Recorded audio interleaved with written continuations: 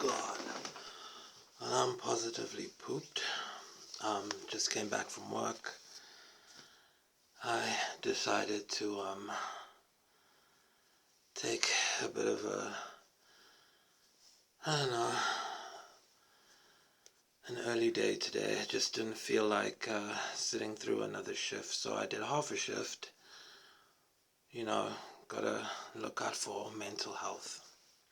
Um, so yeah, I was at work today and had this crazy call from an irritated customer, and I put out the fire as usual, but you know,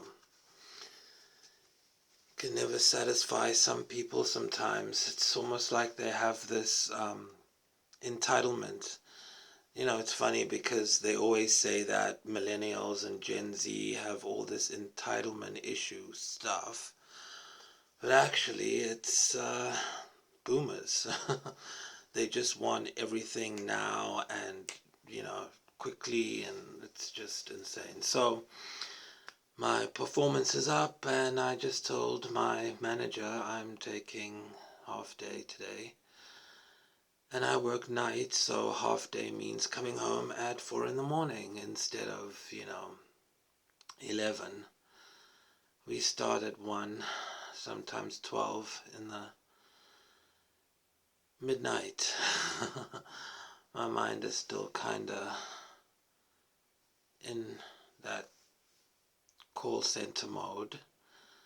So forgive me if it takes me a while to get my thoughts together, but I just wanted to come on and, talk like we always do. This is one of my outlets to think. Because a lot of the people I work with are kinda, I don't know, it's almost like everybody's just working for the weekend. There's this one guy, one of my friends, not just him, but I mean, I'm thinking about him, and he has this thing where whenever he gets paid, he always books a hotel room for whatever chick he's seeing that week. And I'm like, dude, you could be saving that money, you could be traveling, you could be doing so much stuff, but he likes treating his woman, and I mean, that's cool, but how long can you go on doing that kind of thing is what I always think. And plus, you don't really need money and all these fancy things to, show a girl a good time out. All you need is yourself, some creativity, and just setting the mood. You know what's funny? It's almost like, now, don't get me wrong, I'm not like big into video games and gaming and whatever, because one of the things about growing up pretty much poor, well, that's not fair. We weren't poor, we were kind of like poor. We couldn't afford the other O and the R, so we're just poor. Um, anyway, growing up poor, we didn't have games and anything. The only joystick I knew was the one God gave me.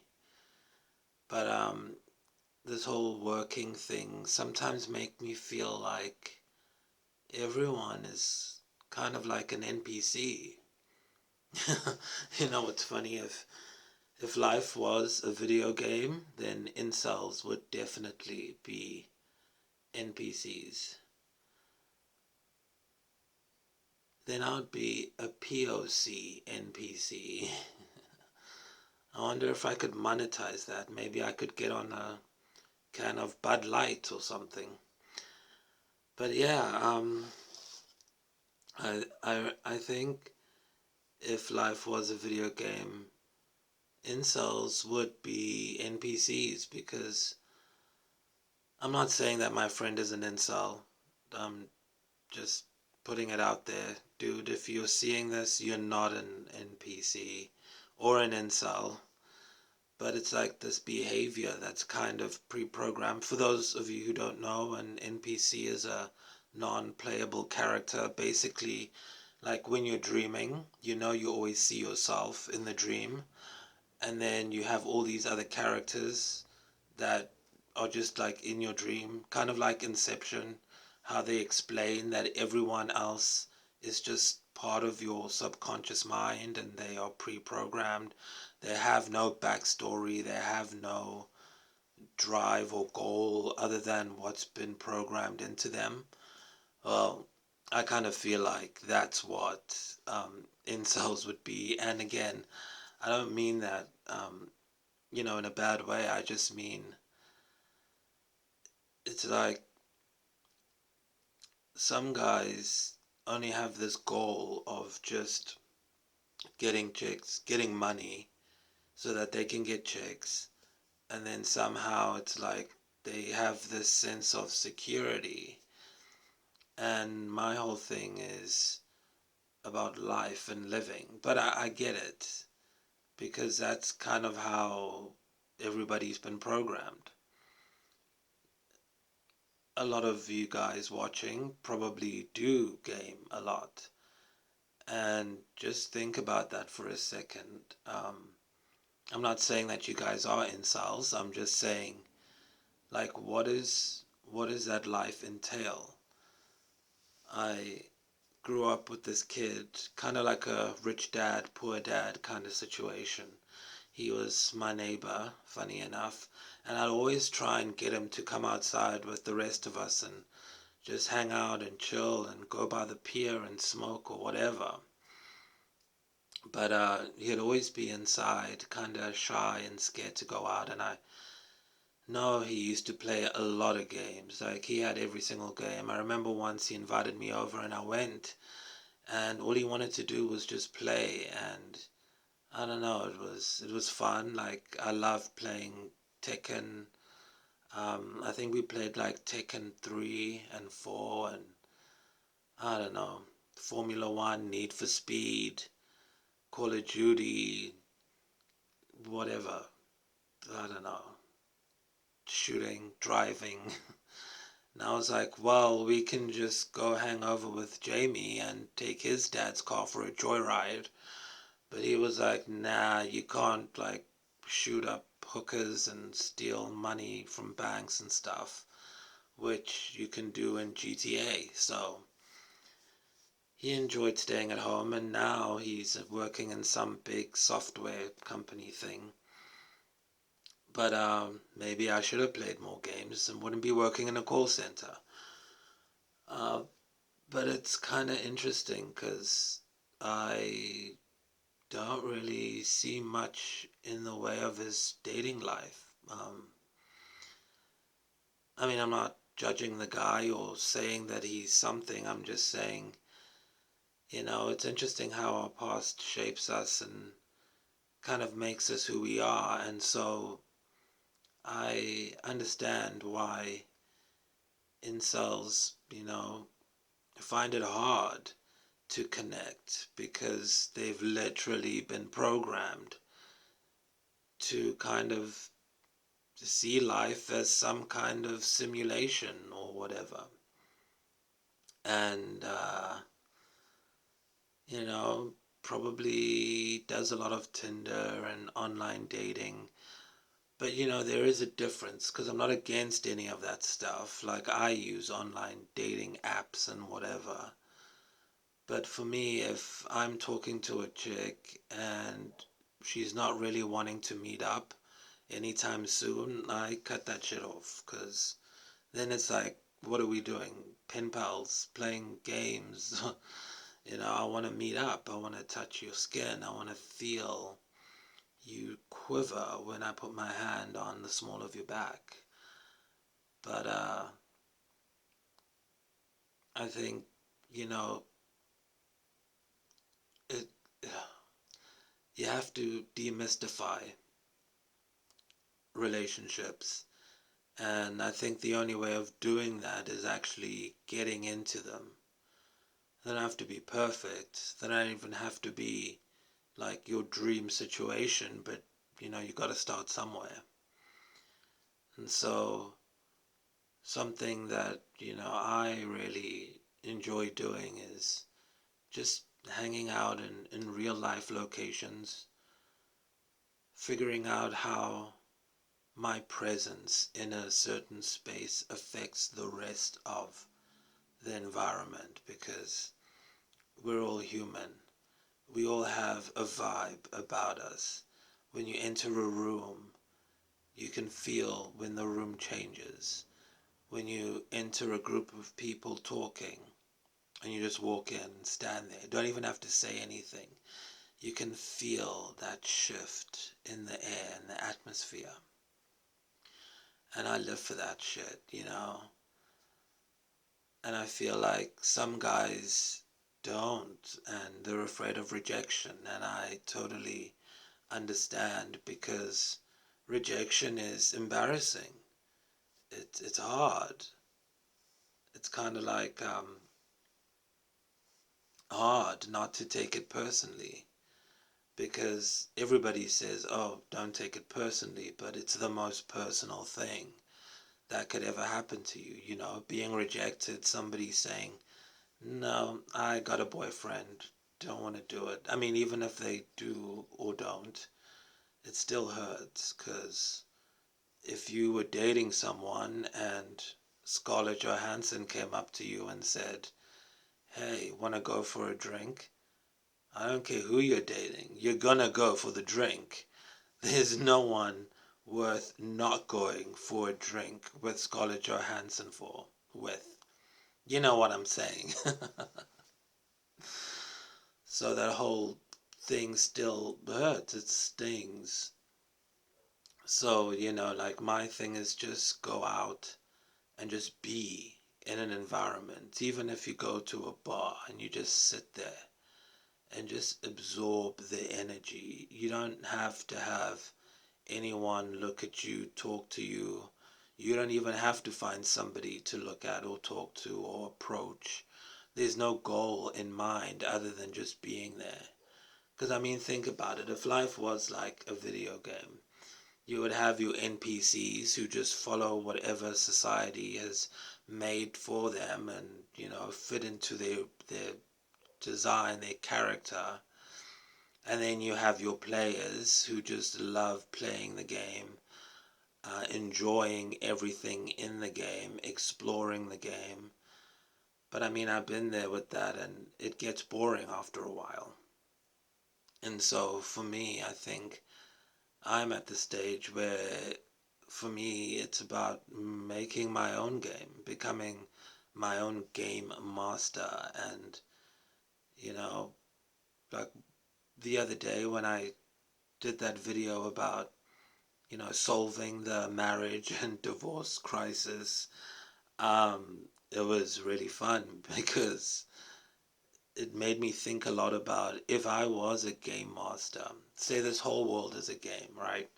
And I'm the game master, I'd definitely be like someone whose game didn't have to have no shooting, no, driving fast and doing heists or trying to build blocks of mines and crafts and whatever you guys are doing.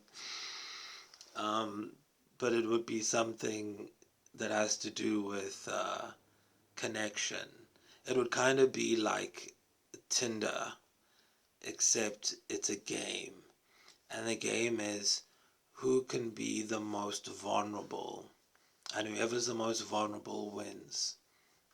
Because this funny thing happens when you're dating, even when you're just making friends. Isn't it funny that you have this thing where it is like a game, because when you meet someone new, you always present your kind of game self, your avatar to the world. Like the things I'm wearing, the job I have, that's my avatar. I chose the job I have. I mean, I could have gone to med school, but I didn't really feel like it. I have a degree in engineering, but I work at a call center. And it's like, I chose that. I can't really blame anyone. It's just I didn't really feel that doing that long term would be fulfilling, because I realized that that's not really what I wanted. I want something more than just being a cog in the machine. And so for me, the game is, how real can you be? How authentic can another human be? Because that's dangerous. Because you always hear stories of people falling in love, getting married, you know, swearing to each other that they're never gonna be apart until they die. And then 2 years later, they're at each other's throats wanting to kill each other over who gets the couch and who gets the puppy and who gets custody of the annoying kids. It's insane. And it's almost like the person you love the most is now an open enemy. And so it is a dangerous game. And I think it's the most dangerous game. And if you were a real gamer, you would play love. That's what I'd call my game, love game. Because think about it. When you're dating somebody, you come with this persona. You say you like jazz and fine wine and long walks on the beach. And then you want to have your breath taken away. But you're just playing at it. You're doing these things so that you can get something else. And what you want to get is that person to be vulnerable with you, to tell you all of their deepest, darkest secrets, to trust you. Because in exchange, then you know that they are loyal, that they trust you, and you want to be able to be loyal to them and trust them. But the truth is, you never know what's going on in somebody's mind. So you could just be laying it all out on the line just for somebody to play you or reject you somewhere on later down the line. And so it is the most dangerous, most thrilling, but also the most fulfilling game out there. And so my game would be, who could be more vulnerable, who can share the most and not feel, you know, scared, to be courageous about it. When you're writing your bio on these dating apps, I mean, that's part of the game, because you premeditate it. You think, okay, this is what I'm going to say, this is what I'm not going to say, because you want the other person to perceive you a certain way. Now, with my style, I am all about, I just want to give you pleasure. So my thing is what I can do for you. And I don't just say it like, I'm going to give you the best orgasm of your life. I just write my bios on dating sites in a way that make chicks go, hey, I can feel like myself around this guy. So I use a lot of self-deprecating humor because, I don't want to be this, I don't want to pretend to be this high status, high value person, because that's a lot to live up to. And, we all shit, we all fart, we all vomit sometimes when we drink too much, and they're going to see that. So, if I have a picture of myself looking a bit tipsy on my profile, that's probably because at some stage you're going to see me being a little tipsy. And that is dangerous because anybody could be seeing that, but it's still up there. And for me anyway, it works because I think it makes people feel a lot more relaxed and not judged. And I think that's what incels are afraid of the most, of being judged, because of maybe a lack of experience, but mostly I think it's just because they they think that that's what's going to happen. And in a way, it makes sense, that guys who are incels are kind of operating from the same wavelength as a lot of women in terms of feeling secure in who they are and what they have to offer. Because some women think that they have to be perfect in order to get with a guy. And I guess with incels it's the same. They have this conditioning or program, kind of like an AI, telling them that they have to be perfect. You have to have a six pack. You have to, buy a hotel room for the night. You have to be romantic. You have to buy flowers and all of that. I mean, there's been times where I've literally been on my way to a date and just told the Uber to stop outside somebody's garden, somebody's house who had a garden, and I just pick a flower from there and I go up and like, I brought you a flower. Like, it's not that deep. And then obviously I'll tell them, like, like, where did you get that? Because it would be some random weird flower or whatever. And I think that's one of the things that I enjoy about the game. You improvise. It's not planned. And I think by improvising, you make the best of what you have around you. I mean, picnics are great because picnics are cheap and they give you a chance to talk. They give you a chance to be vulnerable, to be open. But I've seen some people kind of have a reaction of a panic attack. I was talking to this guy with a friend of mine, and he was asking for advice about what to do with this chick that he met online. And he said that he bought her airtime so that she could message him. So this is how it went, right? So he says he met this girl online and then he messaged her and he asked her, "What are you doing?" And she was like, "Nothing much." And the conversation petered out. Then he hit her up again and said, "What are you doing? Why haven't you been messaging me?" Trying to be all, cool. And she was like, "Well, I couldn't afford to message you because I didn't have any minutes or any data."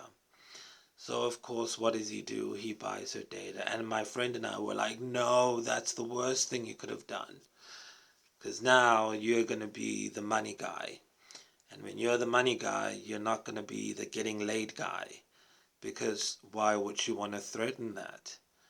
You're always going to be the money guy and you're always going to be at an arm's distance, an arm's length. You'll be here. But you want to be here. You want to get in here. And so we were like, okay, this is how you rescue the situation. You send her a message and you tell her, "I want to take you out. You pick the place. Don't let her pick the place. You say, "I'm taking you out on this day to this place." And she can be like, "Sure, I'm coming," or "I'm not coming." But you stick to the plan. Even if she says no, you still go out to that place.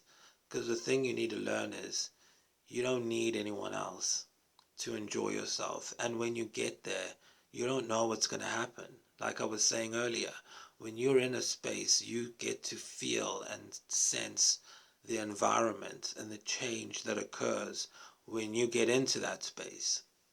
And so just set a date. Whether she comes or doesn't come, you still go. And you enjoy it. You see what comes up, what happens.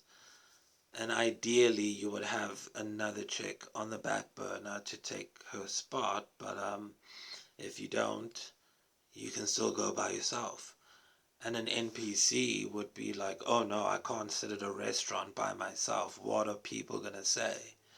And that's exactly the kind of thinking that gets you in a loop where you just start doing things that you're not thinking about, but that don't really fulfill you and make you happy. It's it's these I don't know, I call them reflexes.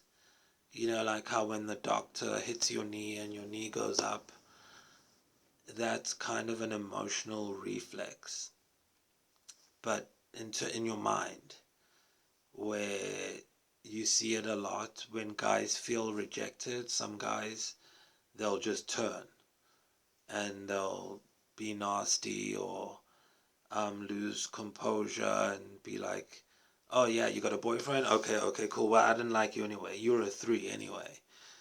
And they're just trying to protect themselves and save face. But that's like a huge tell. And in my game, my video game, you would lose. That's how you lose. Because the point, you get more points by just keeping your cool and staying true to who you are. And so this whole game of I'm going to tell you something like vulnerable, and then you tell me something vulnerable, and then I'm going to tell you something more vulnerable, and then you tell me something more vulnerable, then I tell you something deeper that happened to me when I was 6 years old, and then you tell me something deeper. That kind of step game, I guess it's become the norm, I think. But I believe you could just wear your heart on your sleeve, and the person will either like you or they won't, and you'll save each other a lot of time. But I'm definitely not saying, first date, hey, these are all of my traumas. No, that's psychotic. But what I mean is, there shouldn't really be this kind of change between the first date and the 100th date. Because really, you're just setting yourself up for failure. I mean, imagine the reason why I think my friend goes out almost every weekend until his money runs out in the middle of the month, usually, and books all these rooms, and it's always different girls. I think it's because on some level, he knows he can't maintain that forever. Eventually, the magic will disappear, turn into a pumpkin at midnight, and he knows, and he's probably afraid that she's going to figure out that, oh, this isn't a lifestyle. This is just a one-off type of thing, or once a month type of thing. And I think that's a way of protecting himself in a sense. But while he's protecting himself, he's also missing out on developing a deeper connection. And funnily enough, that's what keeps him in a loop over and over again. Now, for me, you guys know my thing. I don't have a problem with maintaining a relationship or getting into one. For me, it's more about finding that specific quality in a woman that I think I can live with long term, because it takes two to tango, and it feels like sometimes people feel like they have to fit into a box, that they have to be a certain way, and they like to use the word loyalty um, to define that.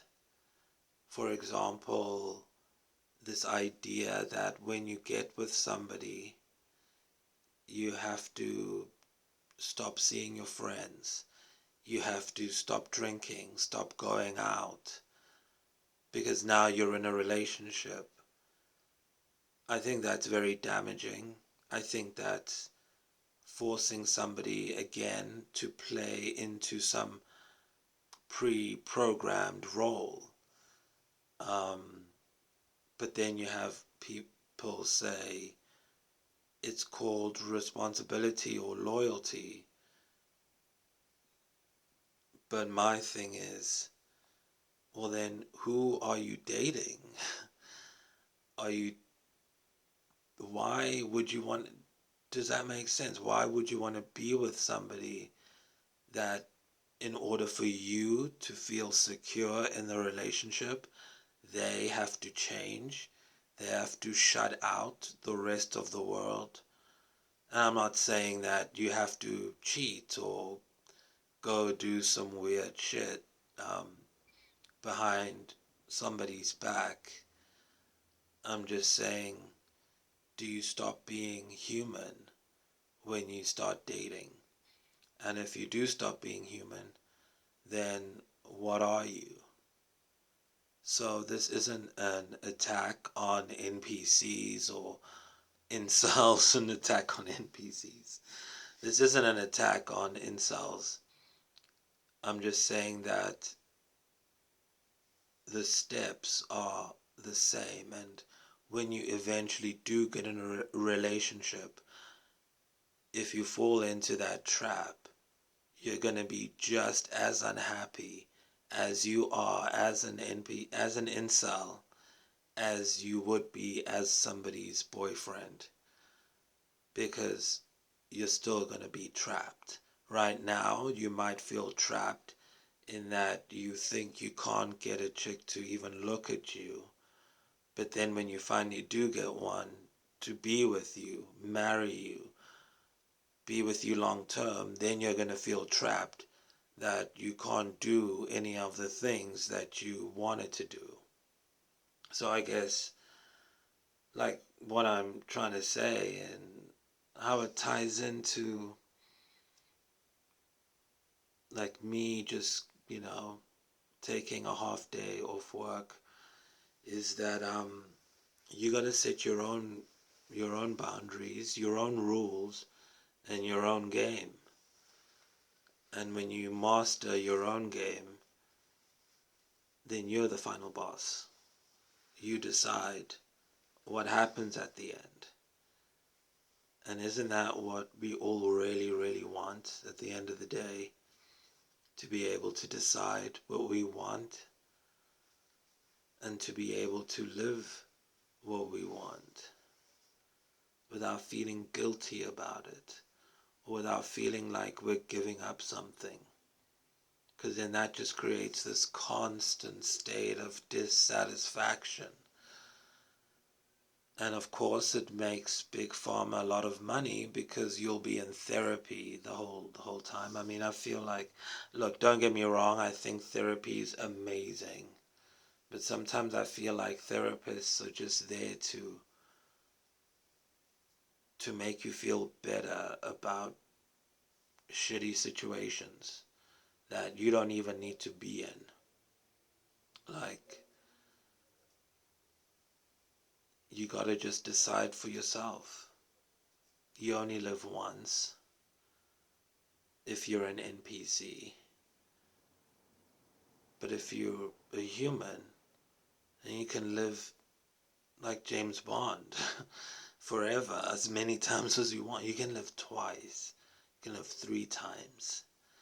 You can live as many times as you want. And you just keep changing your avatar. It's pretty cool how how humans or people love games.